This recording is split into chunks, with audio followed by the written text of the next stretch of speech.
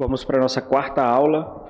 Ainda na primeira parte, nós estamos fundamentando aquilo que nós vamos ver nas exposições de fato. Então, se os irmãos observarem, nós estamos indo e voltando a pontos muito importantes.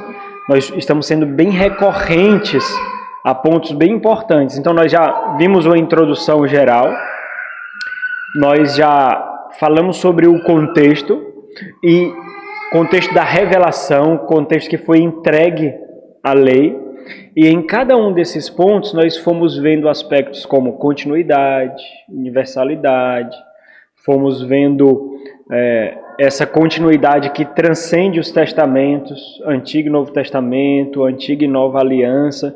Isso vai ajudar muito porque quando nós formos ver, por exemplo, princípios de interpretação, começar na próxima aula, a estrutura de sustentação. Essa estrutura de sustentação é a estrutura pactual. É justamente a teologia pactual que faz com que nós vejamos essa unidade, essa universalidade e essa perpetuidade. Quando nós formos ver isso, nós vamos já estar bem inteirado. Então, nós estamos subindo degraus aqui, irmãos. Quando nós chegarmos dos princípios de interpretação, os irmãos já vão saber o que eu falarei aqui. Porque muitos desses princípios de interpretação os irmãos estão vendo aqui. Então nós estamos naquele método pedagógico, né? Repetição, repetição, repetição, mostrando aspectos diferentes para os irmãos entenderem.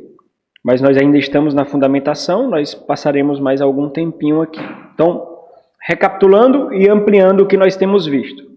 Ao entregar a lei e toda a revelação do Pentateuco, que são aqueles 5 primeiros livros, a segunda geração, que está prestes a entrar na Terra Prometida, Moisés está ligando os eventos de Gênesis à lei. Ou seja, aquela lei que foi gravada no coração do homem, que é a lei da criação, foi gravada quando Deus criou o homem, que é a lei da criação, que é a lei moral, que é a lei que nos dá acesso e relacionamento com Deus, são as impressões digitais de Deus. Ela foi corrompida, ela foi nublada, entulhada pela queda. Ela está sendo agora decodificada por Moisés através dessa lei positiva. Essa lei do coração está sendo positivada, está sendo dada para ser conferida pelo homem, para que o homem conheça claramente a vontade de Deus. Por quê? Porque essa vontade ela foi nublada aqui, né? Então é aquele, será que eu devo, será que eu não devo? Então essa crise de saber o que é certo ou errado, saber o certo e errado, Deus é verdade. Então saber o que é certo significa corresponder à verdade de Deus. É por isso que algumas seitas podem falar a verdade por mais que não sejam verdadeiras. Por exemplo, o espiritismo, em alguns momentos eles falam a verdade. O mormonismo, o catolicismo, os testemunhos de Jeová, os adventistas, em algum momento eles falam a verdade, mas eles não são verdadeiramente cristãos. Por quê? Porque a verdade é de Deus, porque Deus é verdade. Então João Calvino diz que onde há a verdade é verdade de Deus, porque corresponde àquilo que Deus é, que é a verdade. Então, quando nós estamos naquela crise de saber o que é certo e errado, nós estamos atrás de decodificar o que está aqui, ó. Porque o certo é corresponder à justiça e à verdade de Deus. Mas por causa dos entulhos, porque foi nublado isso, nós então não sabemos como agradar a Deus e corresponder à verdade de Deus, né? Então, isso quer dizer que a revelação está sendo dada ao homem progressivamente. Observa, aquilo que começou em Gênesis capítulo 1, 26 e 27, onde Deus criou o homem à imagem e semelhança dele, e Deus então proferiu a sua vontade, observando que a obediência era algo requerido a ele, quando ele falou que daquela árvore não deveria comer. Isso é um reflexo de que a vontade do homem deveria ser para Deus e ele deveria se deleitar no próprio Deus. Gênesis 2:7, quando Deus colocou nele o sopro, o fôlego de vida e o fez alma vivente, o fez homem desejante para ele. Então, e agora Moisés chega na segunda revelação com exposição e aplicação da lei. Então, a revelação está sendo dada ao homem progressivamente. E essa estrutura é importante, porque nós vemos esse progresso chegando ao cume, que é aquilo que foi prometido em Gênesis capítulo 3, versículo 15, que é o descendente da mulher que esmagaria a cabeça da serpente, que seria aquela descendência, aquela semente piedosa que Adão deveria criar e não foi capaz de fazer por causa da queda. Jesus então faria. Então, por meio de alianças, ela está sendo dada progressivamente para que o princípio, e aqui é importante, seja restaurado, só que dessa vez ainda melhor, né? Tem um livro, Melhor que no Princípio, do Richard Barcelos, foi o meu professor. Ele diz o seguinte, ó: o Deus triuno, Pai, Filho e Espírito Santo, fizeram todas as coisas a partir do nada, para a sua própria glória, voltadas para o Filho, desde o princípio. O que ele está dizendo? É que o princípio apontou para o Filho, apontou para o fim. O homem foi colocado na terra como vice-regente de Deus e como profeta e sacerdote. Ele foi criado moralmente reto, com conhecimento e justiça, bem como com a lei escrita no seu coração. O fim da Bíblia é o princípio dela, levado ao seu objetivo pretendido. O mundo cheio de portadores da imagem, sem pecado, e a natureza humana glorificada era o objetivo da criação. Por quê? Tudo para a glória de Deus. O fim é o princípio glorificado. Ou seja, aquilo que foi pretendido no princípio é buscado. Nós vemos essa repetição continuamente ao longo da antiga aliança. Sereis meu povo e eu serei vosso Deus.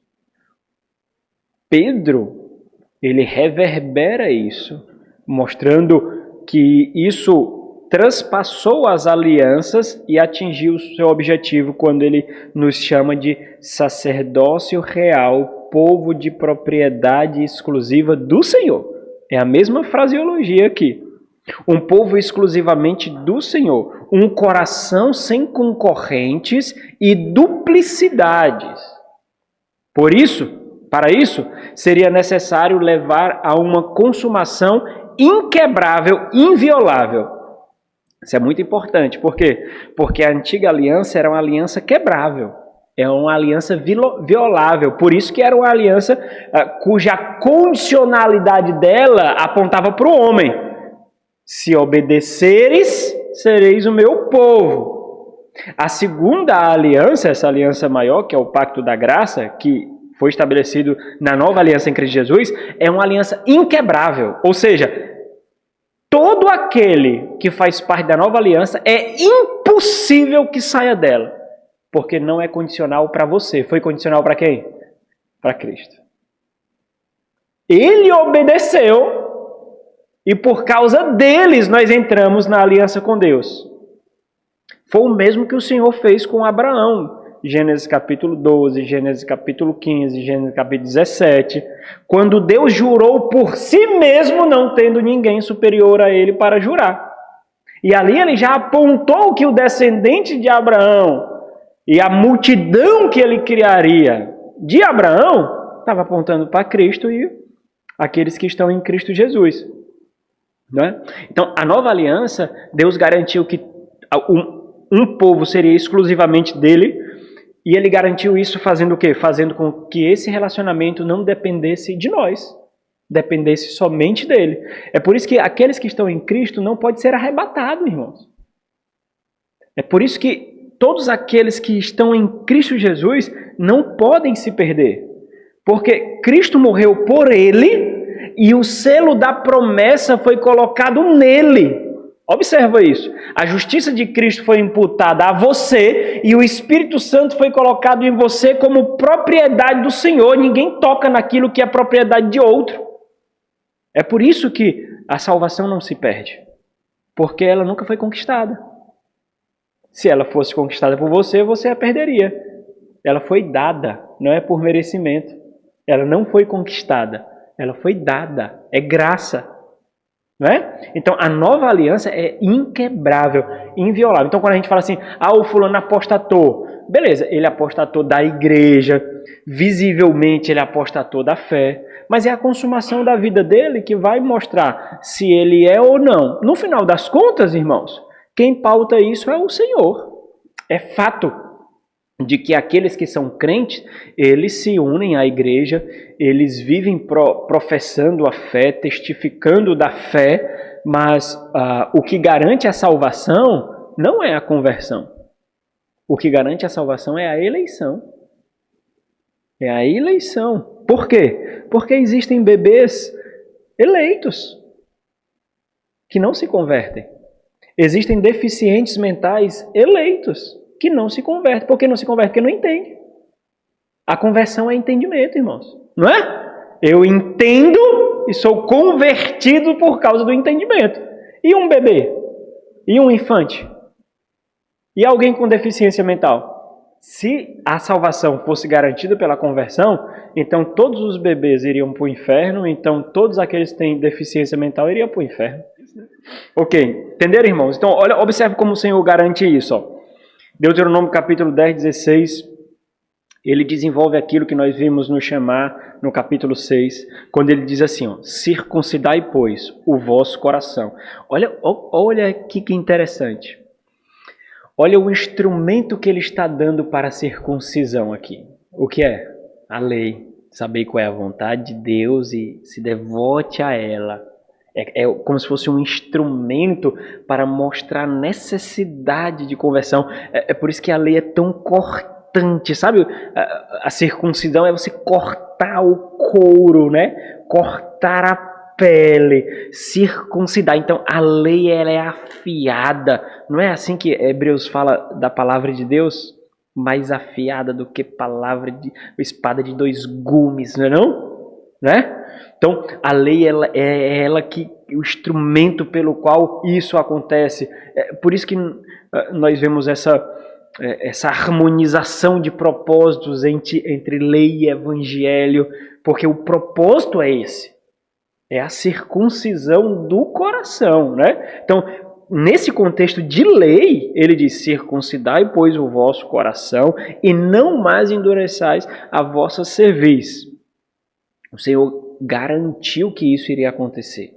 Quando ele disse a Ezequiel, capítulo 11, ele diz, dar-lhes-ei, aqui já é o contexto de cativeiro, certo? Dar-lhes-ei um só coração, espírito novo porei dentro deles, tirarei da sua carne o coração de pedra e lhes darei coração de carne, para que andem como eles andarão, segundo os meus estatutos, guardarão os meus juízos e os executarão. Como eles farão isso? Por causa de mim. Porque eu lhes darei um coração de carne e porei dentro deles o meu espírito. Por causa de mim eles farão isso. Eles, então, fazendo isso, fazendo o quê? Guardando os meus andando nos meus estatutos e guardando os meus juízos. Ele está apontando para a nova aliança aqui. Estatutos e juízos são palavras sinônimas da lei de Deus. Então, olha aqui, aquilo que o Senhor fará na nova aliança nos fará não desprezar a lei, mas andar na lei. Certo? Ok? Ele vai garantir que nós andemos segundo a lei. Aqui ele está apontando para a nova aliança em Cristo Jesus. Foi isso que fez em Atos capítulo 2. Ele derramou o seu espírito na terra para tomar os seus, para selar os seus. Então, o ministério do Espírito Santo da Nova Aliança, quantitativamente, é bem diferente da Antiga Aliança. O Espírito Santo está lá na Antiga, mas quantitativamente o Espírito Santo é diferente na Nova. Ele veio habitar aqui, né? Então, aí eles serão o meu povo e eu serei o seu Deus, mas quanto àqueles cujo coração se compraz em seus ídolos, ou seja, aqueles que não andam nos meus estatutos e não guardam os meus juízos e não os executam, eles são detestáveis e abomináveis. O que eu farei com eles? Eu farei recair sobre a sua cabeça as suas obras, diz o Senhor Deus, que seriam as punições de não obedecer à lei, né? Ele garantiu isso, não garantiu? Garantiu. Ó, aqui a nova aliança, Paulo diz em Colossenses capítulo 2, nele também, em quem? Cristo Jesus, fostes circuncidados. Olha aí, Deuteronômio 10, circuncidai, pois, o vosso coração. Não por intermédio de mãos humanas, como aconteceu na antiga aliança, mas nessa nova, no despojamento do corpo da carne, que é a circuncisão de Cristo, que é a circuncisão do coração. Tendo sido, então, sepultados, olha o que custou a circuncisão do nosso coração, morte, juntamente com ele no batismo. Por isso que o batismo por imersão simboliza esse sepultamento e essa ressurreição, no qual igualmente fostes ressuscitados mediante a fé, que é dom de Deus, no poder de Deus, que o ressuscitou dentre os mortos. Recapitulação, ampliação. E agora, panorama dos 10 mandamentos. Meus irmãos, nós vamos ver, não vamos ver o prefácio agora, nós vamos ver o prefácio quando formos ver a estrutura de sustentação, mas nós vamos passar panoramicamente por cada mandamento aqui, né? Panorama. Na segunda parte, então, nós faremos a exposição bem mais detida aqui nela, tá bom? Mas esses daí são os 10 mandamentos. Quando formos fazer princípios de interpretação ou exposição, nós vamos ver as diferenças entre as igrejas católicas, luteranas, as igrejas reformadas, essas diferenças onde a igreja católica e luterana ela encapsula 2 mandamentos num só, e os reformados, anglicanos e o ortodoxo não, né? Nós vamos ver um pouquinho sobre isso, e é por isso que passa tão desapercebido a idolatria na igreja católica, né? Romana, né? Então vamos lá, a síntese e a aplicação aqui já. Um pouco dessa síntese já foi dada na segunda aula, tá bom? Hoje eu trouxe aqui de uma forma diferente, né? Então, primeiro mandamento diz quem deve ser adorado. Segundo mandamento, como deve ser adorado. Terceiro mandamento, como devemos honrar a Deus. Quarto mandamento, como nossa dependência exalta a Deus. Quinto mandamento, como e por que honrar a Deus no lar. E aqui se estende mais. Esse mandamento se estende não somente ao lar, mas todas as autoridades. Sexto mandamento, como valorizar o próximo, desde a vida do próximo até a integridade do próximo. Sétimo mandamento, como honrar a intimidade sexual ou a imagem e semelhança do Senhor. Oitavo mandamento, como lidar com os bens. Nono mandamento, como manter o caráter íntegro. E o 10º, como guardar o coração, né? Quando nós observamos pelo ângulo da adoração, e esse é o propósito, observamos pelo ângulo da adoração, nós percebemos que cada um dos mandamentos diz respeito a quem e como honrar. Quem honramos? Ao Deus Trino. Como honramos? Assim. Isso não mudou com o passar das alianças. Tanto que nossa relação direta ou indireta, tanto em nossa relação direta ou indireta ao Deus Trino. Por outro lado, cada mandamento pode e deve ser expandido em sua aplicação, de forma que é a essência dele que deve ser observada, e não a literalidade do que está exposto ali.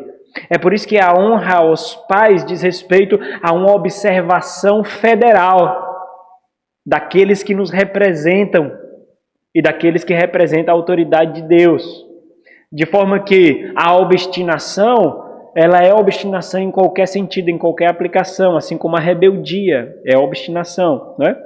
Então, nós vamos ver como é que isso se relaciona, né? Ok. Primeiro mandamento: não terás outros deuses diante de mim. Tem os dois momentos em que ele aparece aí. Não terás outros deuses diante de mim. O primeiro mandamento aponta quem deve ser adorado. Observa isso, irmãos, fazendo referência ao slide anterior.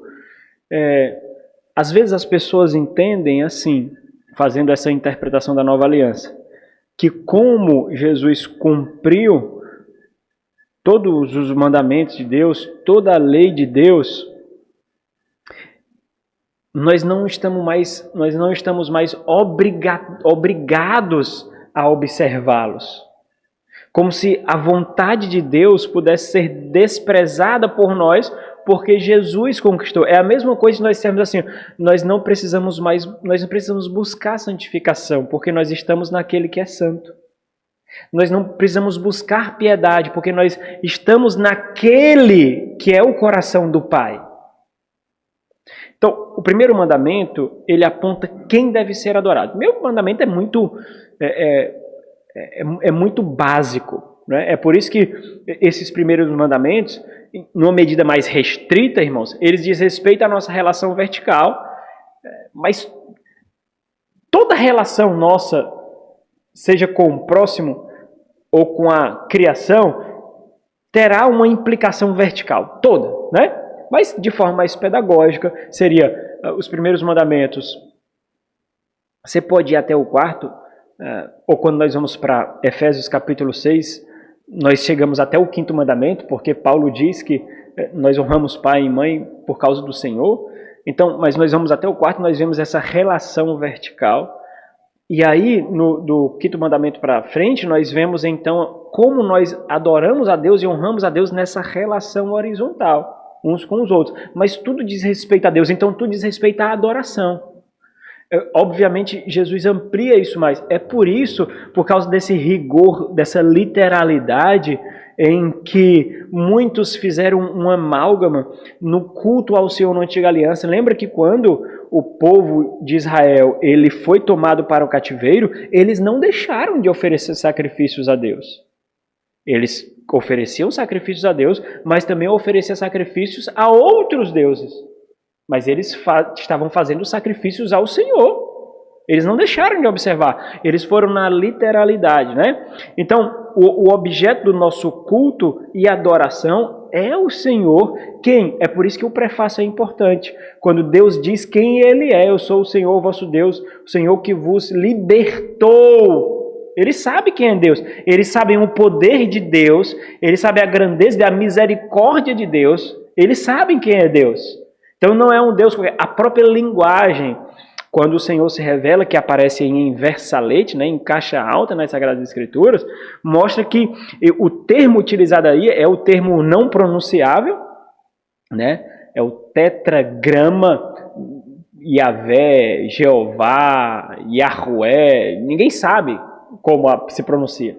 Então a pronúncia ela foi colocada para nós pegando o nome Adonai, as vogais do nome Adonai e colocando nas consoantes desse tetragrama.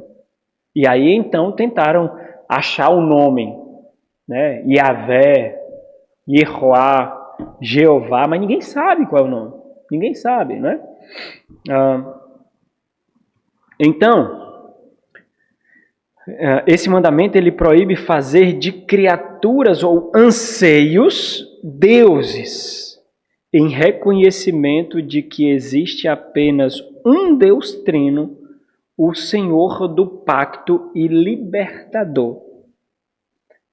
Seja criaturas ou disposições, anseios do coração, fazê-los deuses. É Jesus que amplia isso de forma ainda mais intensa na Nova Aliança. O primeiro mandamento ele lida especificamente com a lealdade. Ele exige lealdade exclusiva do coração e o Senhor especifica isso. O Senhor Jesus na Nova Aliança é a lealdade do coração.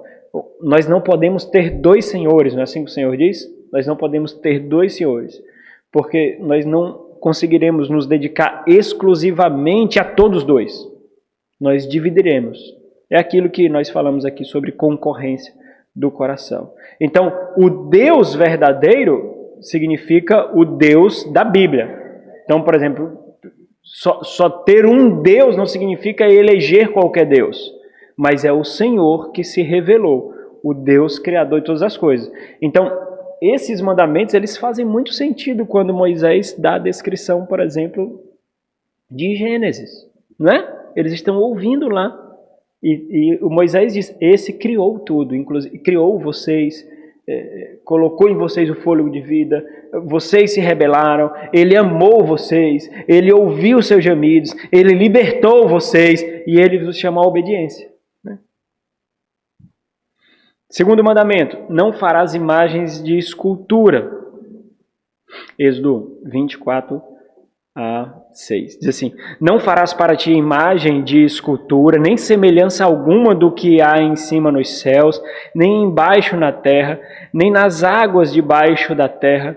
Não as adorarás, nem lhes darás culto, porque eu sou o Senhor, e aqui é o Deus do pacto, teu Deus, Deus zeloso, que visito a iniquidade dos pais nos filhos até a 3ª ou 4ª geração, daqueles que me aborrecem, e faço misericórdia até 1000 gerações daqueles que me amam e guardam os meus mandamentos. O segundo mandamento, ele desenvolve o primeiro, mostrando o como o Senhor deve ser adorado, recebendo lealdade exclusiva na adoração, ou seja, não somente a representação de Deus, do Deus Trino, é proibida, não farás imagens, como a representação e divinização de algo ou alguém, que seria então a quebra do segundo mandamento, também são proibidos. Sproul, naquela Bíblia de Estudo da Reforma, ele diz assim, as imagens são proibidas, não porque não possam existir, já que Deus fez a humanidade a sua própria imagem, mas porque Deus deve revelar a si mesmo. Ele não está sujeito à imaginação humana em seu próprio tempo. Deus fornece sua própria imagem. Jesus é a verdadeira imagem da divindade em forma corpórea. Então, o mandamento é muito específico, irmãos. Nós não podemos tentar representar Deus para adorar. Nós não criamos uma personificação de Deus segundo a nossa cultura. Foi assim que criaram o Jesus europeu, louro, branco, de olhos claros. É isso que vem a nossa imagem quando nós pensamos em Jesus. Vem um filme que assistimos, vem uma revistinha que nós lemos, nós vemos Jesus conforme o nosso meio criou. E aí assim pessoas com outras culturas, com outros tons de pele, criam Jesus segundo a sua aparência, segundo a sua percepção. Então o ponto é muito simples. Não farás, porque Deus não pode ser contido em imagens, em percepções humanas. Deus não pode ser encapsulado. E Ele mesmo faria uma imagem do seu próprio Filho, que nós também não temos acesso, né? Então, esse segundo mandamento aqui é um mandamento onde, talvez, por causa da sua praticidade, ele esteja concorrente com o terceiro e o quarto. O terceiro nós desprezamos muito, nós não achamos problemático, né? Não tomarás o nome do Senhor teu Deus em vão. Mas o segundo e o quarto parece muito difícil de ser observado. Por quê? Porque a nossa cultura ganhou muito espaço nesse campo. Nós não vemos problemas ter revistinhas por causa da pedagogia para ensinar nossas crianças. É pedagógico. Nós não vemos problemas em tentar criar uma personificação de Deus ou de Jesus Cristo. Aquele filme A Cabana, que é uma porcaria, fez isso, né? É uma porcaria. Aquele livro que se transforma num filme é uma porcaria mesmo, é uma heresia gritante, né? E aí foi best-seller e os filmes também O filme foi sucesso de bilheteria. Mas nós achamos que a arte é permitida. E aí nós encapsulamos Deus, nós condicionamos Deus à literalidade de uma percepção mental. Né?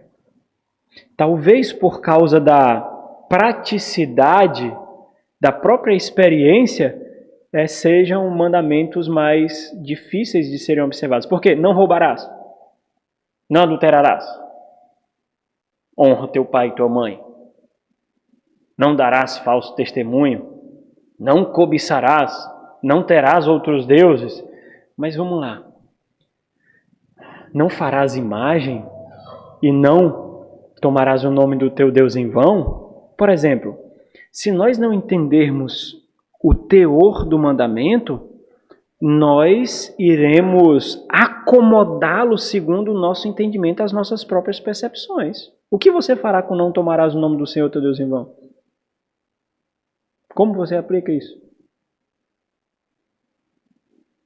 Significa, segundo o nosso entendimento, aplicá-lo? Então, uma vez um colega perguntou para um judeu, pouco tempo, estudando os 10 mandamentos, perguntou para o judeu sobre o segundo mandamento. Um judeu, né? Comunidade judaica aqui do Brasil. Ele assim, me diga uma coisa, observando o segundo mandamento, qual é a permissão que eu tenho para fazer qualquer tipo de imagem do Deus Trino? A resposta dele foi muito simples, nenhuma, o mandamento é claro, não farás. Claro, não farás, não tem condicional, não farás, mas farás para a arte. Não farás, mas farás para a pedagogia. Não farás, irmãos. Simplesmente não farás. Não precisa de mais explicação para isso. A dificuldade que nós temos é por quê? Porque a nossa cultura assimilou. Então, quando a nossa cultura assimila, isso faz parte do nosso modo de vida. Se faz parte do nosso modo de vida, nós temos que defender, porque o nosso modo de vida representa a nossa identidade. Não é? A nossa cultura, ela forma a nossa identidade. Então é difícil deixar isso. Por isso que nós defendemos com todo rigor mandamentos como segundo.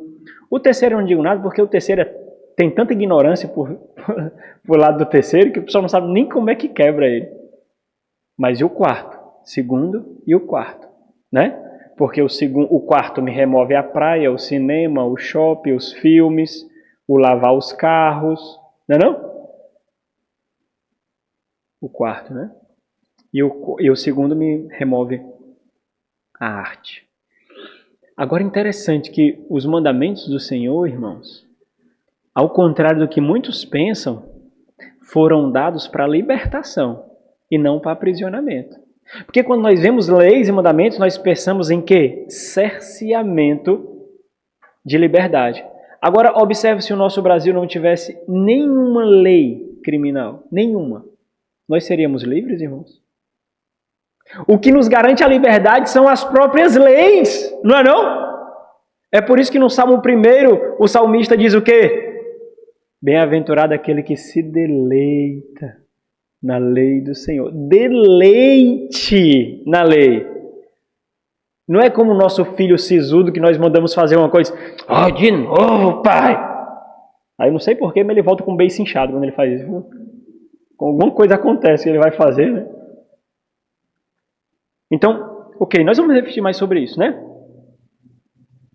Terceiro mandamento, não tomarás o nome do Senhor em vão. Não tomarás o nome do Senhor teu Deus em vão, porque o Senhor não terá por inocente o que tomar o seu nome em vão. Então, o terceiro mandamento, ele também desenvolve um pouco mais o primeiro e o segundo mandamentos. Assim como o segundo, esse ensina como adorar a Deus honrando. Este mandamento, ele proíbe a vinculação do nome do Senhor a frivolidades, tomando sem solenidade. Então, o Senhor e aquilo que Ele nos dá, deve ser utilizado para a sua adoração, para a sua contemplação, para a nossa devoção. tomando como algo banal, algo comum, algo sem reverência. Nós usamos os nomes que a Bíblia descreve a Deus, os títulos que são dados para Deus, nós utilizamos como piadas, utilizamos como chacotas e utilizamos como algo sem nenhum aspecto de solenidade. Por isso a hipocrisia está ligada à aplicação desse mandamento. Significa fazer uso da dignidade de Deus, eu juro em nome de Jesus, eu juro por Deus, significa fazer uso da dignidade de Deus para endossar uma palavra que não tem valor. É o seguinte, eu não tenho valor nenhum, eu não tenho dignidade nenhuma, mas eu juro por nome de Deus. E aí você que não tem integridade, você corrompe o nome de Deus e usou com frivolidades. Por isso, os títulos de Deus são tomados como o próprio Deus, porque fazem referência a Ele. Então não é a literalidade do tetragrama, do nome ali. Mas é por fazer referência a Ele. Aqui os títulos de Deus entram. Todo-Poderoso. Todos os títulos do Senhor entram aqui. Porque eles expressam o seu caráter, né? Então, cada nome dado a Deus, ou cada título de Deus, representa atributos dele, o zelo dele, a justiça dele, o poder dele, a soberania dele. Logo, a adoração a Deus não seria por meio de imagens, segundo o mandamento, mas através da reverência ao seu santo nome. Então, entenda aqui, irmãos, observa como o mundo despreza a Deus. Teve um tempo... Os irmãos observaram que quando começou a nascer novelas com personagens evangélicos, esses personagens evangélicos, eles criaram jargões evangélicos que rodou o Brasil todo. Só Jesus na causa. Está repreendido. Oh my God! A cultura americana, irmãos. Cultura americana... A Constituição americana foi escrita sobre a Bíblia. Sobre a Bíblia. Na Suprema Corte dos Estados Unidos, existem referências ao Decálogo, a Moisés e aos 10 Mandamentos, espalhados na Suprema Corte. Espalhados. Então, os Estados Unidos da América foram fundados por puritanos que fugiram na Inglaterra. Então, os Estados Unidos, eles foram... solidificados sobre o fundamento bíblico. Seus irmãos já perceberam em filmes que eles não falam my God, eles falam my gosh. Sabe por que é isso? Para não falar o nome de Deus. Sabia disso? Só para não falar o nome de Deus, my gosh. Olha isso, né? Então nós vulgarizamos, nós removemos a solenidade. Está repreendido em nome de Jesus. Só Jesus na causa. Os irmãos lembram da expressão? Eu não estou tentando capturar aqui. Rodou, rapaz. Era tanta gente falando. Essa expressão evangélica relacionada ao nome de Deus, ao nome de Jesus, né? Então, esse mandamento, ele proíbe esse, ai meu Deus. Ele proíbe, em nome de Jesus, ele proíbe o uso de frivolidade, falta de solenidade com o Senhor. Usar o nome do Senhor como jargões, usar o nome do Senhor como piadinhas, usar o nome do Senhor para tirar brincadeiras. É isso que ele proíbe aqui, né? Os irmãos estão começando a ver que observar os mandamentos é um pouquinho mais difícil, né? Os irmãos já achavam que observavam tudo, né, irmãos? Observa não. Observa não. Então, o quarto mandamento, lembra-te do Shabbat, do sábado ou do descanso do Senhor para o santificar. Sábado é uma transliteração desse Shabbat, que significa descanso. Então, o sábado cristão é o domingo, que é o dia de descanso, porque o Senhor, ele fez essa mudança simbológica do dia de descanso, do último para o primeiro dia. Nós vamos ver isso na exposição do quarto mandamento. Então, lembra-te do dia do sábado, e é muito interessante isso, porque ele vincula, olha para onde ele está vinculando o dia do descanso aqui, ó. Lembra-te do dia do sábado para o santificar. 6 dias, olha o paralelo com o quê? Lembra aqui, irmão, Moisés está dando a lei, ligando Gênesis ao Pentateuco. Ele acabou de proferir a criação. E aí ele está falando agora aqui sobre isso. Aí diz assim, 6 dias trabalharás e farás toda a tua obra, mas o 7º dia é o sábado do Senhor, é o descanso do Senhor teu Deus. Não farás nenhum trabalho, nem tu, nem o teu filho, nem a tua filha, nem o teu servo, nem a tua serva, nem o teu animal, nem o forasteiro das tuas portas para dentro, porque em 6 dias fez o Senhor os céus e a terra, o mar e tudo o que neles há, e ao 7º dia descansou. Por isso o Senhor abençoou o dia de sábado e o santificou. O 4º mandamento também está intimamente relacionado aos 3 anteriores que se relacionam com a nossa relação direta com Deus, desenvolvendo especificidades da devoção e aspectos da adoração ao Senhor. Este mandamento, ele exige tempo exclusivo para adoração, através de imitação, porque o Senhor fez, descanso, confiança e dependência, além de mostrar a nossa esperança, porque nós aguardamos aquele majestoso dia que será o nosso eterno descanso. Não trabalhamos mostrando que quem nos sustenta é o Senhor. Descansamos mostrando porque que é o Senhor que nos nutre, é o Senhor que nos alimenta. Ele destaca de forma ainda mais intensa e expressiva a lei da criação. Então olha aqui, irmãos. Quando alguém diz assim, aqueles que defendem que a nova aliança não exige a observação da lei, eles dizem o seguinte, porque assim, quando nós estudamos o Novo Testamento, a nova aliança, nós percebemos onde Jesus e os autores sagrados referendam algum dos 10 mandamentos. Então, o que é referendar? Significaria mencionar um desses mandamentos. Então, quando um dos autores sagrados do Novo Testamento menciona um desses mandamentos, eles estão puxando esse mandamento para o Novo Testamento. Né? Ok. Só qual o grande lance? O 4º mandamento não está ligado à antiga aliança. Está ligado à criação. Porque assim o Senhor fez.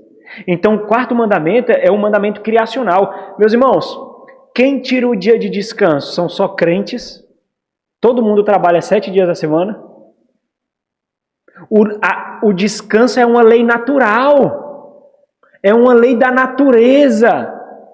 O descanso é uma lei intrínseca à criação.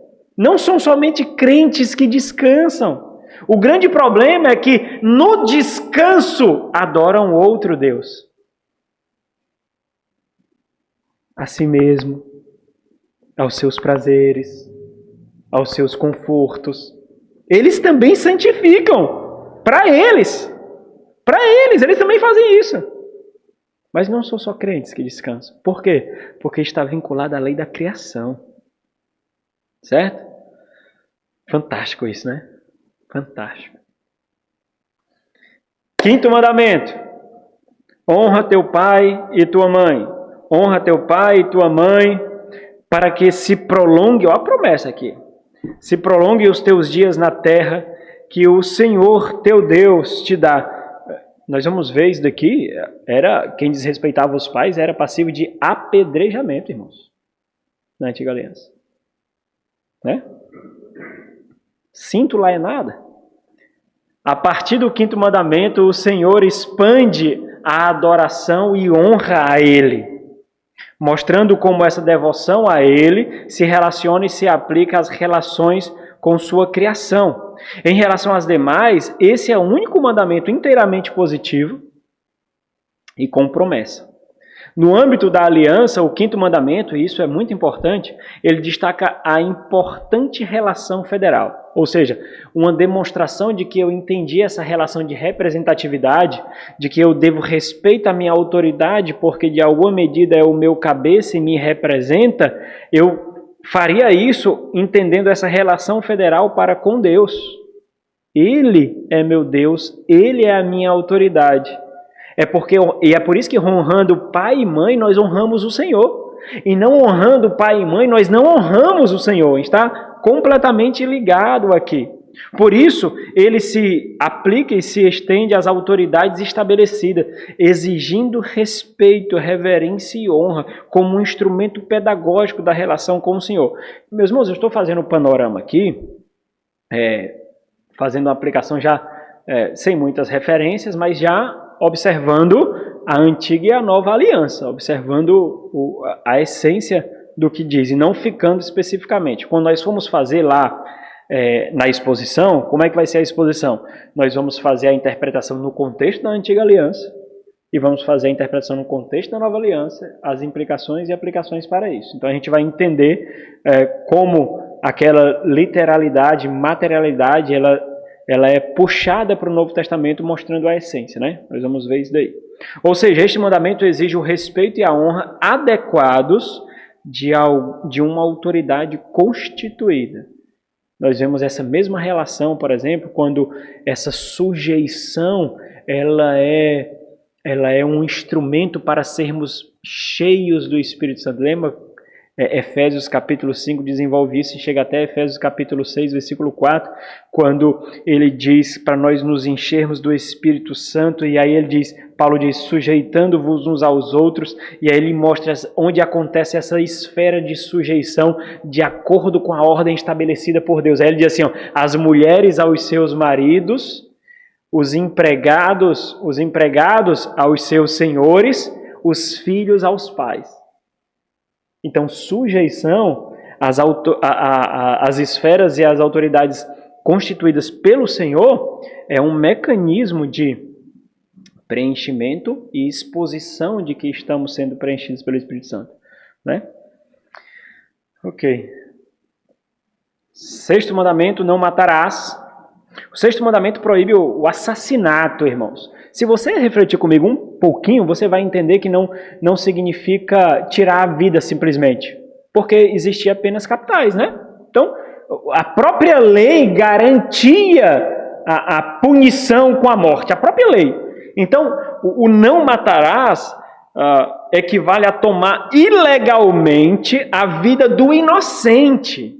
Não a morte em si, mas a premeditação, ou seja, o homicídio doloso, quando a intenção foi essa, premeditado. Isso porque a pena capital não somente foi promulgada na antiga aliança, mas ela é mantida na nova aliança. Atos capítulo 13, Deus deu o poder da espada ao Estado.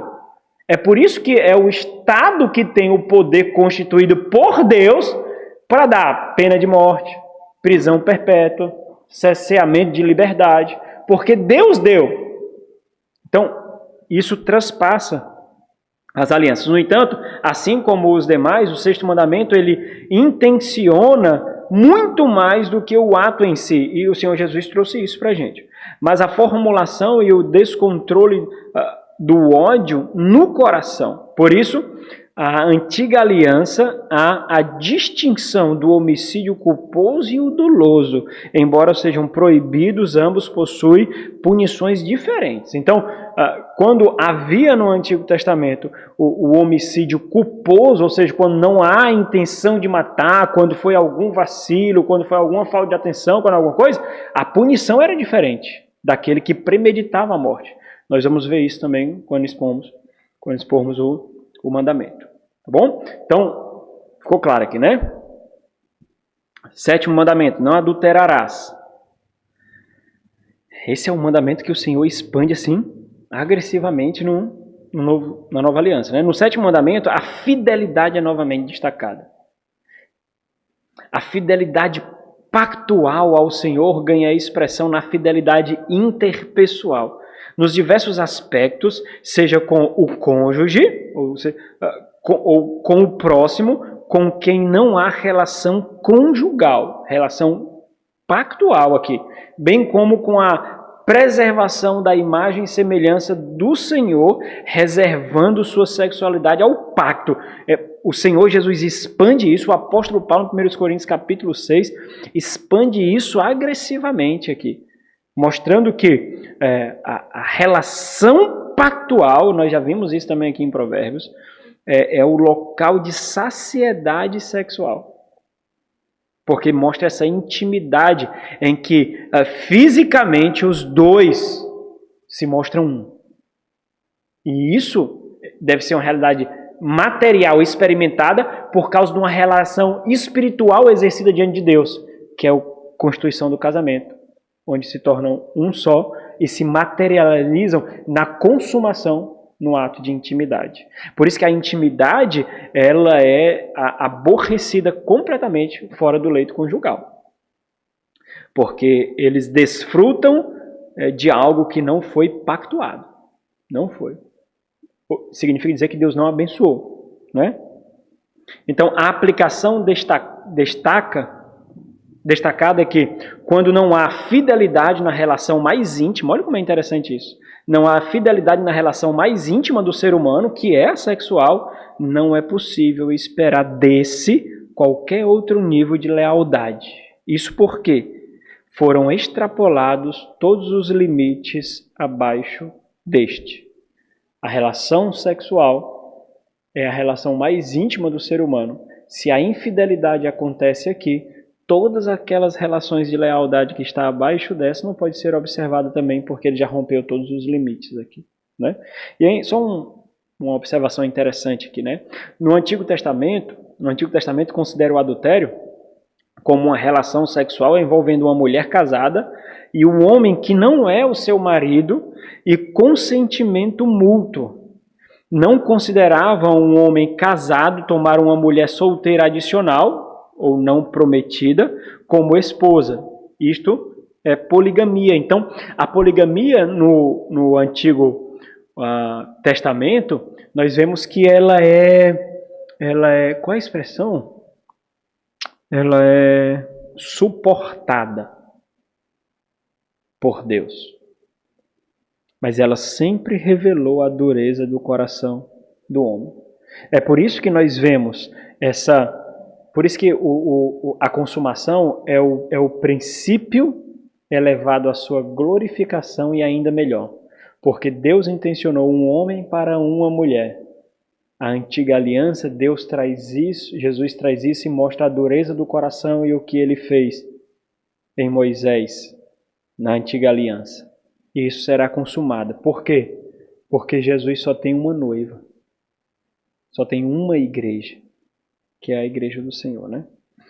Poliandria, que era uma mulher com vários homens, não era suportado no Antigo Testamento, e é por isso que as palavras do apóstolo Paulo, por exemplo, tanto na própria cultura greco-romana como na própria cultura judaica, foi agressiva. Como um homem dá a vida por uma mulher? Como? O ideal criacional de Deus é retomado na nova aliança. Oitavo mandamento, não furtarás. O oitavo mandamento é extremamente óbvio, especialmente devido ao paralelo com as leis modernas. Assim como observamos hoje, existiam também vários graus de punições.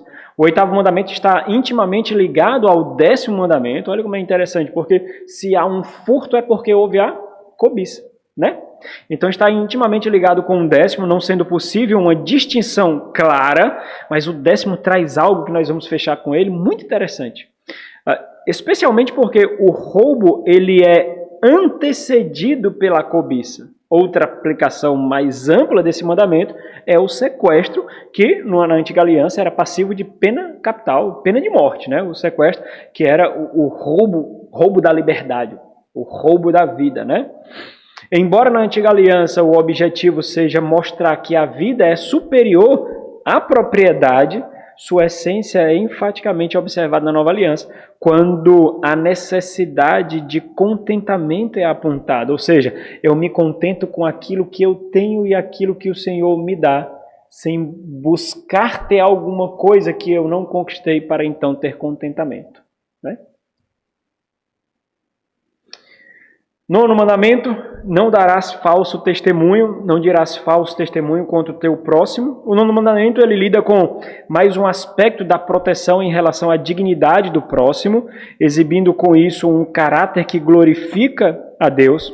Esse mandamento ele proíbe especificamente o falso testemunho num processo judicial formalmente estabelecido. Isso porque essa era a única maneira de estabelecer a veracidade ou a falsidade de alguma acusação. Então, esse processo que nós vemos o Senhor Jesus trazendo em Mateus capítulo 18, né, para falar das testemunhas que iria depor contra ou a favor aquele que estava sendo acusado, esse era o processo comum que existia para chegar a um veredito de se a acusação procedia ou não procedia. Então, o que isso significa?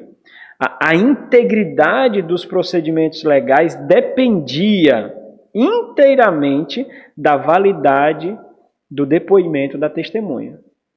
Isso quer dizer que o caráter de alguém determinaria a punição, a obsessão do próximo. Então, se aquela pessoa que está servindo de testemunha tem um caráter corrompido, isso significa que o outro poderia perder a vida por causa da corrupção de caráter daquele, por causa da falta de integridade dele. Obviamente, o efeito disso é a preservação da sociedade, ao invés de sua deterioração. Né? Porque se todos começassem a agir olhando somente para si e não com integridade, cada um buscaria aquilo que era melhor e a sociedade só ia se corromper, né? Isso nosso tema é chamado de perjúrio, né? Perjúrio. Cometerás perjúrio. 10º mandamento, não cobiçarás. Não cobiçarás a casa do teu próximo, não cobiçarás a mulher do teu próximo, nem o seu servo, nem a sua serva, nem o seu boi, nem o seu jumento, nem coisa alguma que pertença ao seu próximo.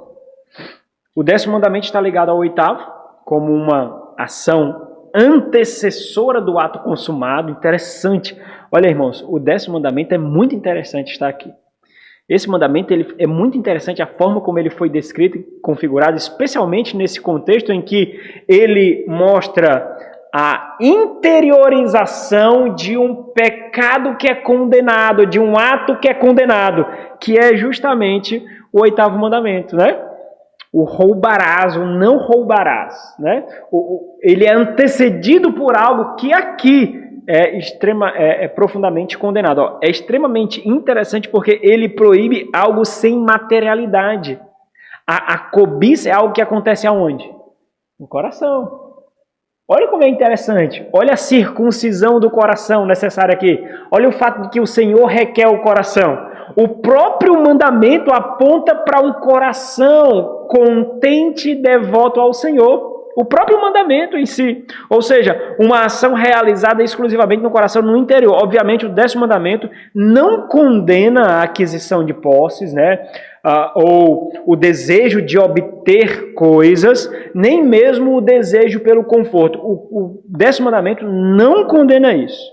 O mandamento condena a obsessão e a ansiedade alimentados no coração que impele-nos a violar as leis e a propriedade do outro. É isso que ele proíbe.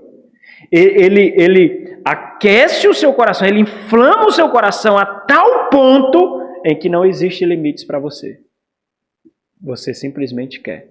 Daqui nasce um mundo de coisas, irmãos. Esse mandamento expõe e condena alguém que é governado pela cobiça e suas consequências. Tal conduta leva o quê? A idolatria, porque se significar ter outros deuses, para isso eu terei. O ativismo, não descansarei.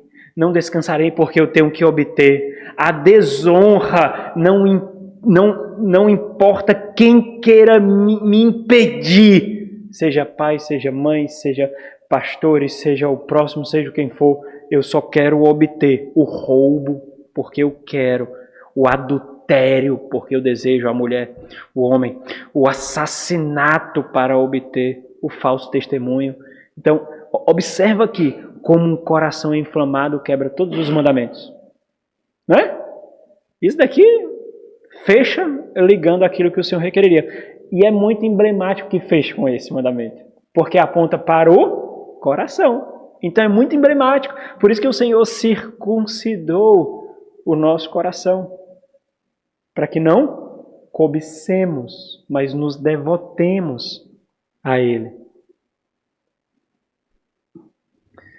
Terminamos, irmãos. Próxima aula será a quinta. Nós estudaremos a estrutura pactual, estrutura de sustentação.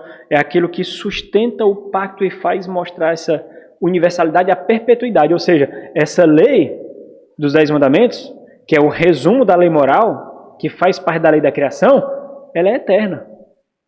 Onde nós também observaremos ela perfeitamente com o Senhor. É isso. Tudo certo? Vamos orar? Nosso Senhor, Deus de graça e misericórdia, nós te louvamos. Muito obrigado, Senhor, por esse tempo que o Senhor nos concede. Sem sombra de dúvidas, tem sido muito instrutivo. Nós agradecemos ao Senhor pela oportunidade que nos dá, por todos os recursos tecnológicos, materiais de pesquisa que o Senhor nos concedido. Nós te louvamos, ó Deus. E nós sabemos que somos ainda mais indesculpáveis por isso tudo que o Senhor nos concedeu, para que seja otimizada a instrução da Tua Palavra. Que isso nos confira o mais profundo temor, ó Deus, entendendo que é com esse conhecimento que nós desenvolveremos intimidade, proximidade e dependência com o Senhor. Guarda-nos nesse dia para a santa adoração. Os nossos irmãos que não puderam ouvir, ó Deus, que o Senhor os traga, Pai, logo mais em paz, que o Senhor os guarde, em nome de Jesus. Amém.